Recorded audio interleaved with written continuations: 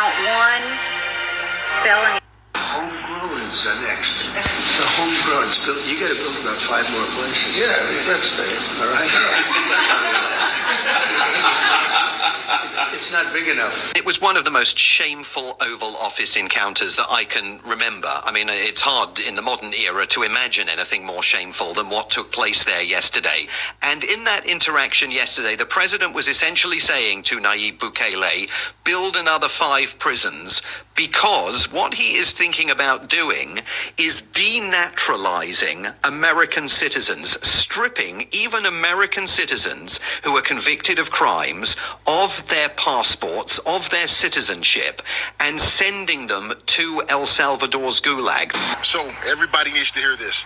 A group of military contractors led by Eric Prince, yes, the guy behind Blackwater, he just pitched a $25 billion plan to mass deport 12 million people before the 2026 midterm.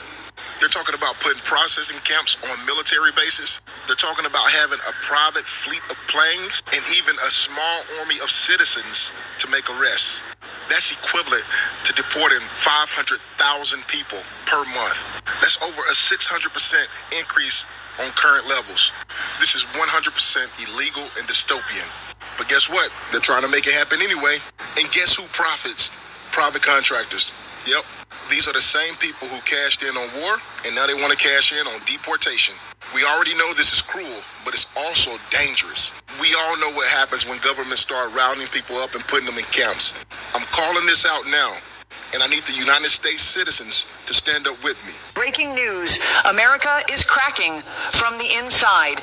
In the name of security, thousands of undocumented workers are being removed, but no one planned for what happens next. In just 2 weeks, California's Central Valley lost over 4,000 agricultural workers. Crops are rotting in the fields. Supermarkets are reporting price spikes on produce. Farmers say, we can't even find people to pick the food anymore.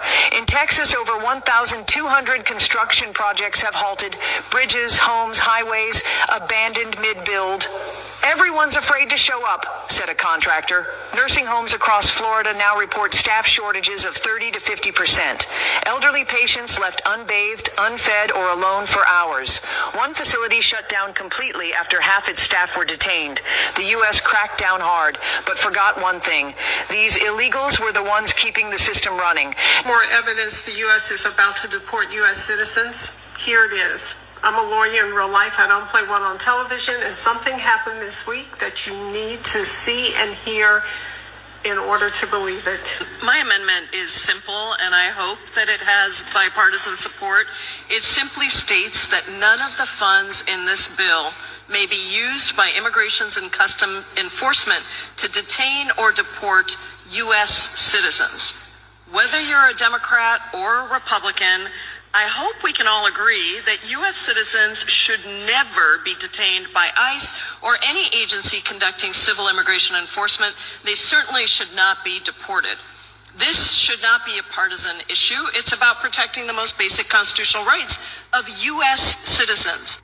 Not one Republican voted yes to this amendment. Clerk will report.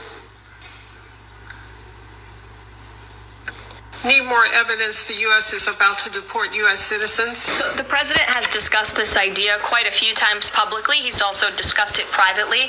You're referring to the president's idea for American citizens to potentially be deported. These would